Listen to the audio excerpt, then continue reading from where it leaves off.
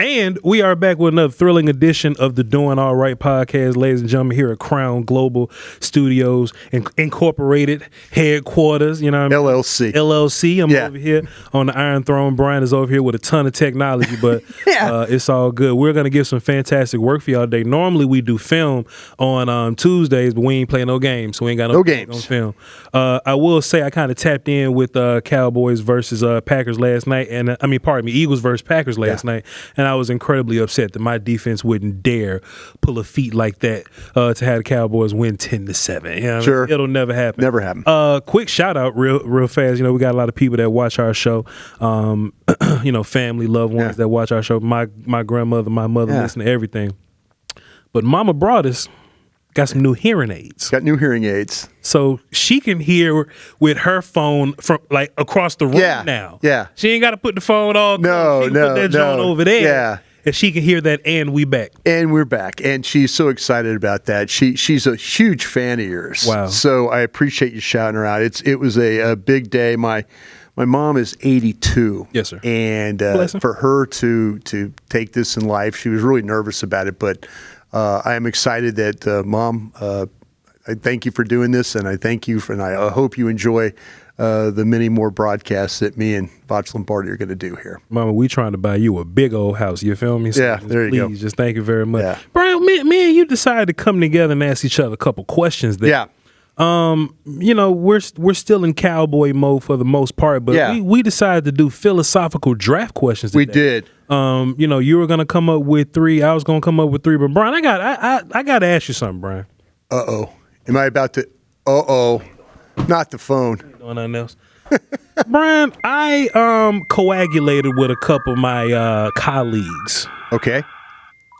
And we just kind of went back and forth a little bit because I was curious. I was like, hey, man, what you think going on with this poison pill? I've never heard poison pill in a trade conversation before. It was always conditioned. Yeah. I never heard of a poison pill where there was an extra condition if something happened. And they ran a little something by me. I ain't know if it was true. I asked you about it. You say, hold on, Voch, we're going to save it for the show. Brian, is your golden phone telling us anything about this poison pill trade when it comes to Micah Parsons being traded to the Green Bay Packers, but he can't be traded to the Eagles, Brian? Yeah, okay.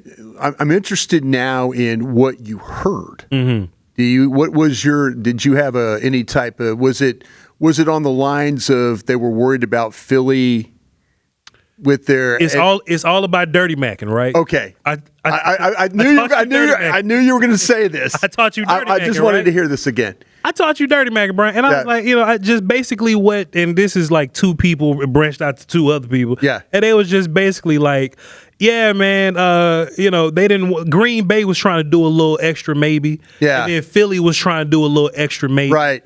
And Dallas was like, we ain't letting Philly do all that. XYZ. All right. Yeah. Tell me what you heard, Brian. Yeah, I'll tell you what. Your sources are really, really good. The people you're talking to. So good for you for that. That's exactly what's going on here.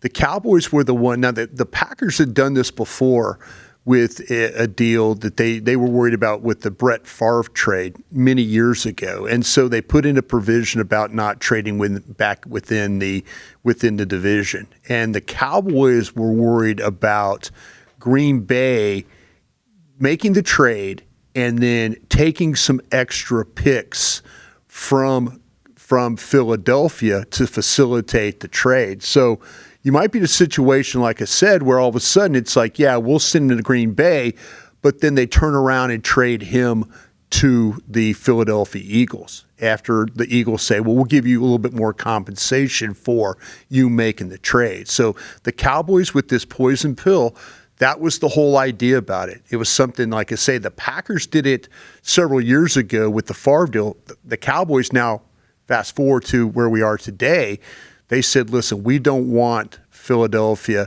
and Green Bay, as you would say, dirty macking. Yeah. And so that's where they're at right now, and that's how the provision got into the contract, that if all of a sudden that they were to trade, if the Green Bay were to trade, then the compensation, Dallas would get an extra first-round pick out of this. Mm-hmm. Because Green Bay was possibly trying to get exactly.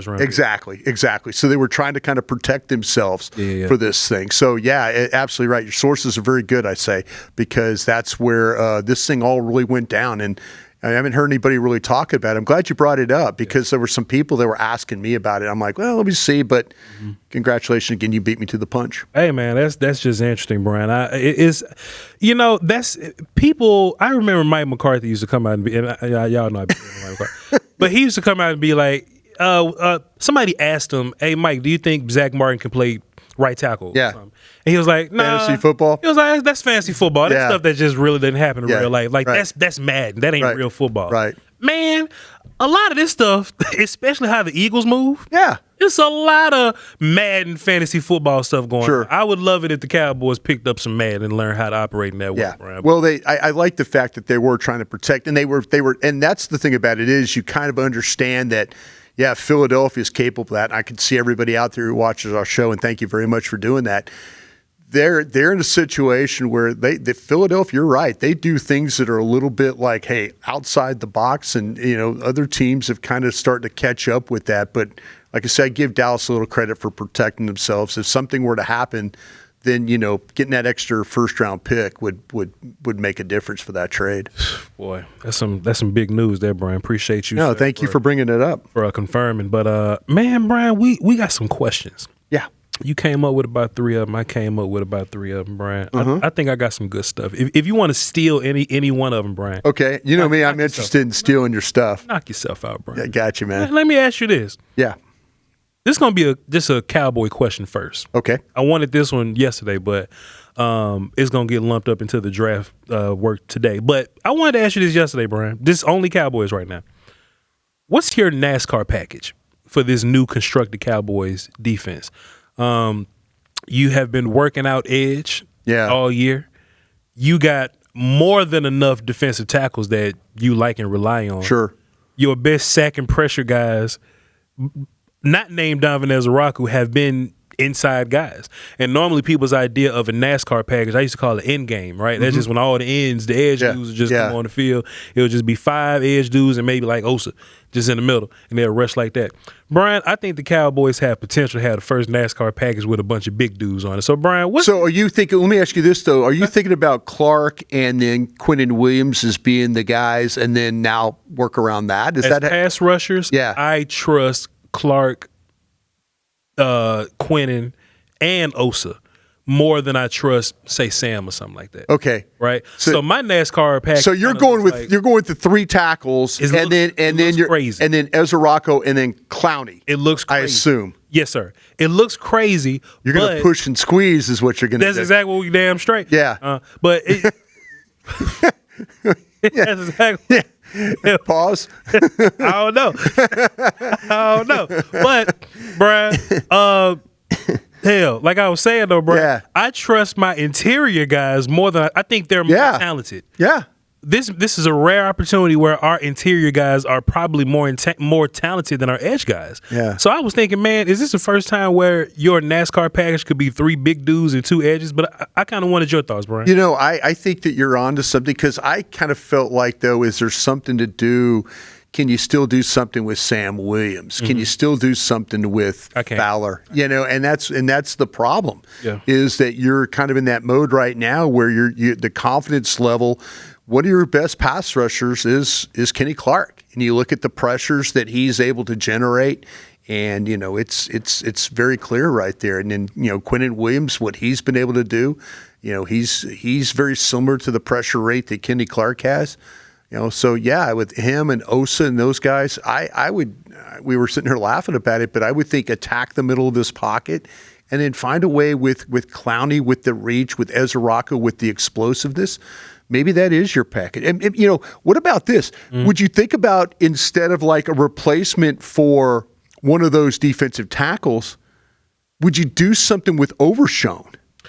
I think that's a possibility. I just don't know what Overshown looks like right this second.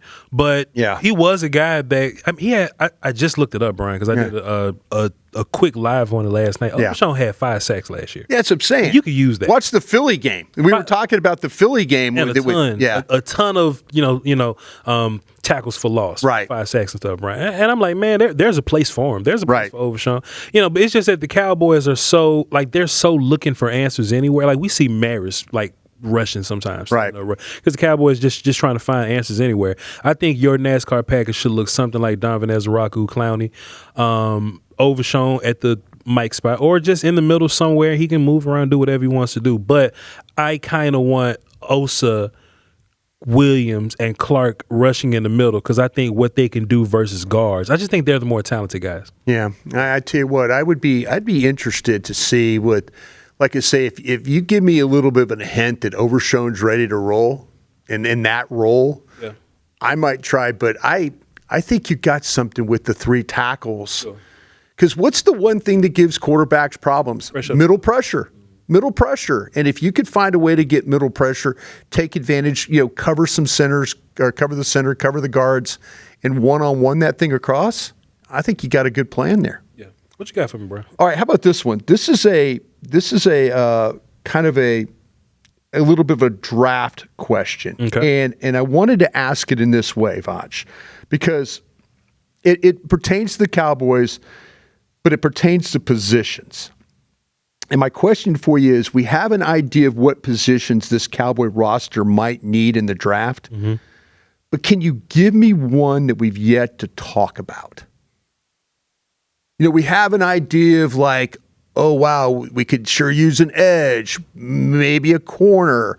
Man, you could surely use a safety. Is there a position that we haven't talked about that might be that to kind of draw you into one? I'll pair that with my third question, Bryan Broaddus. Okay, so you're going to come back at me with this Cowboys going to draft BPA anyway. Sure. So my third question that pairs greatly with yours is offensive tackle on your radar at all? See, okay, here's question 4 for me. Okay. Or actually, excuse me, question 3 on my board. Okay. So here we are playing dueling questions here. Yeah. How interested are you in drafting another offensive tackle with one of those first 2-round picks? Brian, I'm not. First 2 first-round picks. I am not interested in drafting offensive tackle, but let me look at the camera when I say I am incredibly phony. I'll take a damn offensive tackle. They got a big boy from Alabama, Caden Proctor. And I know him real good because I watched a whole bunch of Tyler Booker. Yeah. And I was like, who's that big old boy next to him whooping feet?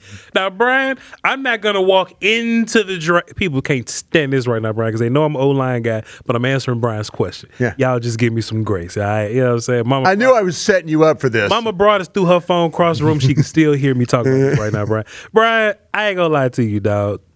I'll take another offensive lineman. Yeah. I'll take another offensive lineman. But I don't think it'll be responsible. Yeah. If the best player on the board, say we in the 20s. Yeah.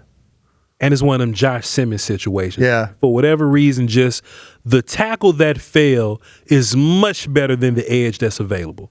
We drafted the edge already. We couldn't get the safety. It's not enough. That's my keys. It's not another safety that we like. It's not another corner that we like. It's not another linebacker. All the edges gone. Yeah. And we get to the end of that first round, but my top 2 tackle is available. And he's 12 on my board. And we got the 28th pick. Yeah. Well, Green Bay looking crazy. We got the 22nd pick, Brian. Yeah. Hell yeah, I take that offensive lineman. I wouldn't bat an eye. I wouldn't bat an eye because I'm going to re-sign Javonte Williams and I'm whooping feet. I'm whooping feet, Brian, bro. I've seen run game bail all these churn out. Now, if you're going to do that, I need the Joneses to pony up on some bread and go sign me another linebacker, go sign me a safety, and go sign some. I would love it if the team is fully put together prior to drafting. Yeah. So that I won't feel bad. Here's another stressful situation for you to think about. It could be a wide receiver.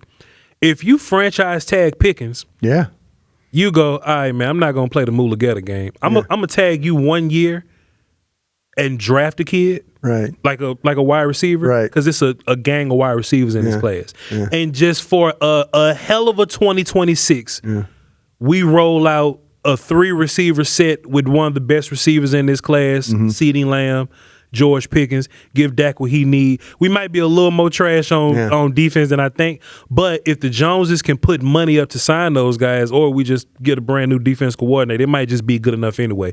Get Dak another weapon. I'm phony, but I'd still like that too. Let me ask you another question and off that what you just said. Por favor. What are your irresponsible positions then? Right tackle is very irresponsible.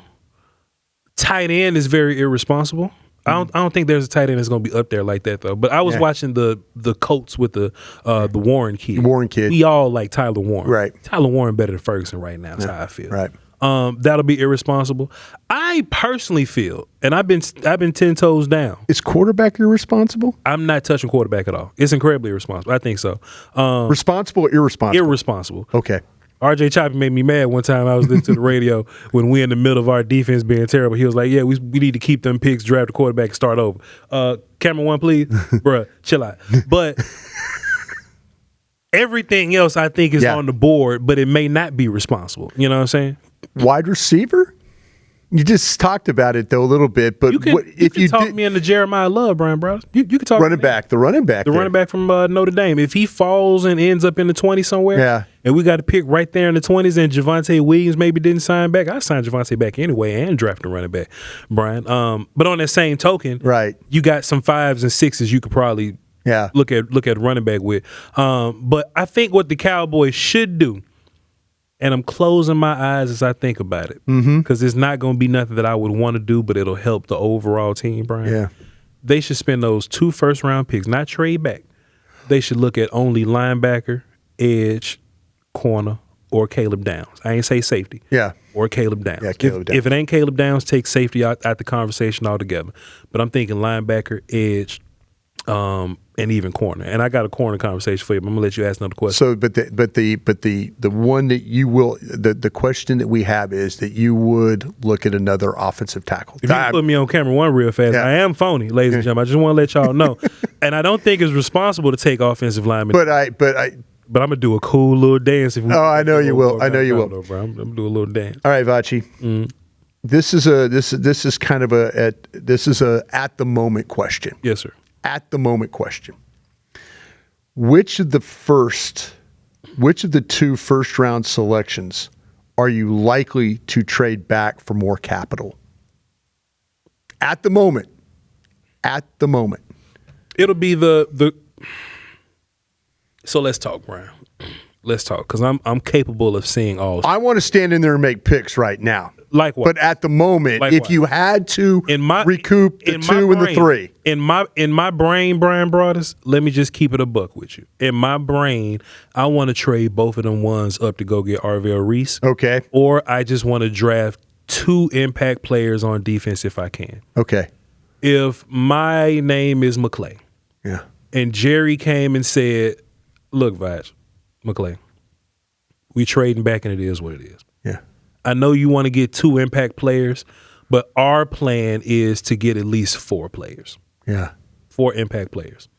Then I would say trade the earliest pick. There you go. Because if I trade that earliest pick, there you go. I may get a 1 next year. There you go. If I in this draft next year, that's supposed to be, you know what I'm saying? With that second when did you become this general manager guy? Because that is the absolute right answer. With that second pick, you only going to get so much back. There you go. If that pick is in the 20s, you might get a 3. Yeah. Think about how the Cowboys moved back from Barton to get Guyton with Detroit. They got Tyrion Arnold. All we got Detroit came up with Detroit. Yeah. We got a 3rd round pick, and I appreciate BB. Yeah.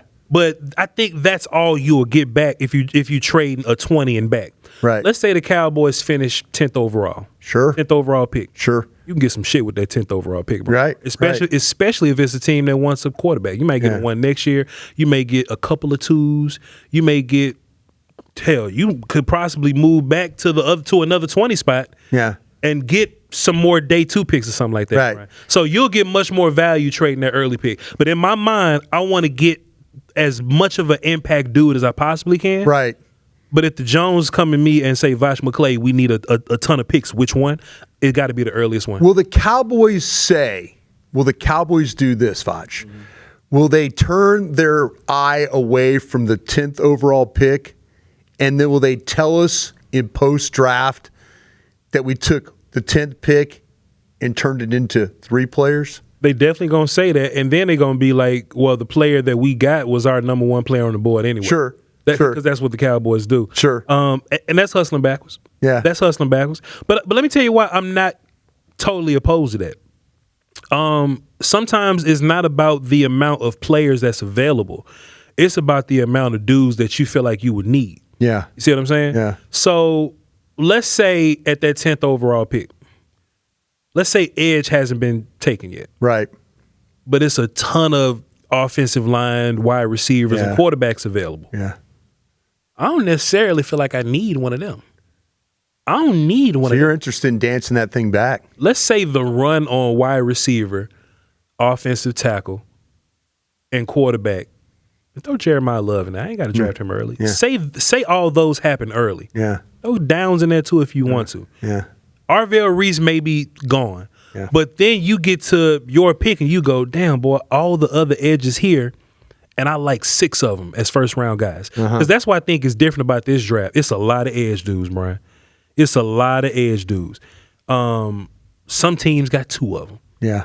A&M got 2 of them. Texas Tech got 2 of them. You know what I'm saying? You know, Reese, depending on what you want to look at. Clemson, if you depend on, got an edge and an interior guy. We won't need no more interior guys, Brian. But I think there's a possibility that a bunch of dudes that you need aren't going to be a part of the run yet. Right. So that may incentivize me if some teams say, yo, Voch, you at 10 now. There's a quarterback up there we need. Come on back to 16. Yeah. And it's 5 edges I like that ain't been touched yet. Right. I'll gamble with that. Maybe with the possibility of picking up another 1. Possibly. You know, if you could get somebody to be that aggressive in it. Possibly. But if my last name is if my name is Voch McClay, Voch William McClay, I'm telling Jerry, look, I don't mind what you do. I just need you to be super aggressive in free agency prior to the draft. Gotcha. So that we can, set this thing up a little bit. Yeah. Set it up real good. Okay. Let me ask you this, Brian. Okay. Does Overshown's injury history concern you about linebacker as a need for next year? Yeah, it does. How urgent are you looking at linebacker? I think I think it's you. I think you laid it out perfect for me. You know, when you start to, I know talking to some guys around the league, my interest has been the linebackers. You know, from right off the jump.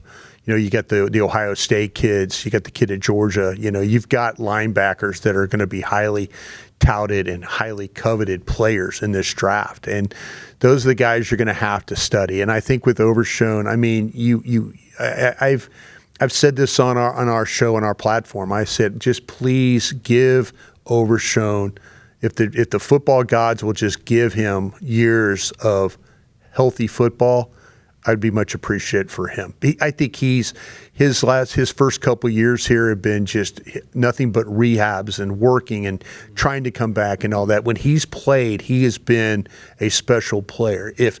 But those football gods can give him 5 years, say, or 6 years of just really healthy football where he doesn't have any more problems, you're going to see what kind of player you have. But I'm not going to sit here and put my head in the sand and hope. Hope is not a plan. Yeah. You know, I need to plan for drafting a linebacker here, and I'm going to look at it. I might have to double dip this thing too. Yeah. If you let me, to be honest. Yeah, for sure. Sure. Give me one more, and I'm gonna give you one more. Okay. This is I'm going to ask you this question, and this is once again this is kind of a draft philosophy question from you, because I want to get an idea before we get started here on this. Give me an idea of something you've always hung your hat on in the draft, but it's starting to become incorrect. There's a philosophy that you always have had, and you've always hung your hat on it, but now it's starting to become incorrect. I used to not like power rushers, like power pass rushers. I usually didn't like those guys too much. I was a big fan of bendy players. I wanted to see you bend the edge and be fast and explosive and like lengthy and stuff like that. But there's a lot of dudes that win with power just as quick as lengthy dudes. So I've had to adjust my ways on that. Also, too, usage matters and how teams are using you. So I used to be down on corners. But now I'm super high on all of them, right? Because if we're the Cowboys and we run a cover 3 match type system, right? You may be a 4th round corner, but you're a 4th round corner because you don't man cover all that well. You don't just straight up man and travel all that well. But at your college, you ran a whole bunch of cover 3 match type stuff. You might be perfect for me. Sure. And I learned that watching not Josh Gordon. What my man's in Carolina? The cornerback in Carolina. I don't know. Josh Norman. Josh Norman, yeah. Josh Norman. He wasn't a fantastic man corner. But he was tall and he could run and he could play the football. That's all you really need to be a cover 3 corner. So now when I'm late in these drafts and I see corners there, I'm thinking about a vision as opposed to can you man cover real well? Because a lot of these teams ain't even, nowadays, Brian, just us watching film and looking at the analytics and numbers, these teams don't even man cover all that much like they used to. Sure. You know what I'm saying? They run mostly zone. So you have to study these teams and go, well, their zone team, what they run? Yeah. They run cover 2, they run cover 3. He's a man guy, but he getting whooped. Now you got to Photoshop him. Well, he'll look much better as a cover 3 guy if he had less of this to worry about. Yeah. I also didn't like linebackers that didn't process all that well. Right. And I think we get a lot of them now. I'm a big fan of the Sean Lee, Kuechly, Bobby Wagner guys. Yeah. But you don't get find them when you find them, yeah. When you can find them, but we don't always get those guys, Brian. What I'm learning is now I'll take a linebacker that's a little late, but he's fast enough to make up the speed. He's fast enough to make up what he lost, right? Processing wise or whatever. Right. So those are things that I've learned over my years. I tell you, the short-armed players, used to bother me. Doesn't bother me as much as it did. Good to go. And I'm telling you what, the weak offensive tackles. I don't want no weak offensive line, but you ain't wrong, though. But you see, every time that we talk about those weak offensive tackles, those cats play 10, 12 years. Sure. You know, and we just, oh, no, I can't have this guy. He gets overpowered now. But no. Yeah. That's something always bothers me. Fantastic, Bryan Broaddus. I'm going to save this one for our YouTube shorts because I encourage everybody to listen to our YouTube shorts because that content is independent of the content that we put out in our podcast there. So y'all please be sure that y'all are tapping in with us on that.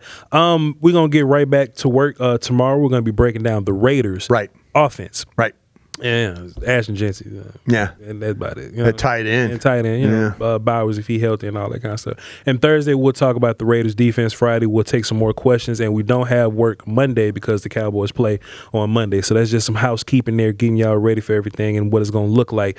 Be sure to tap in with our website, crownglobalmedia.com. All the links to everything that you're looking for. Audio. You're looking for the merch, you know what I'm saying? Whatever you're looking for is up there. My channel, links, social medias, whatever. It's all there on crownglobalmedia.com. That's Bryan Broaddus. I'm VOCHLOMBARDI. And we'll catch y'all next time. Crown.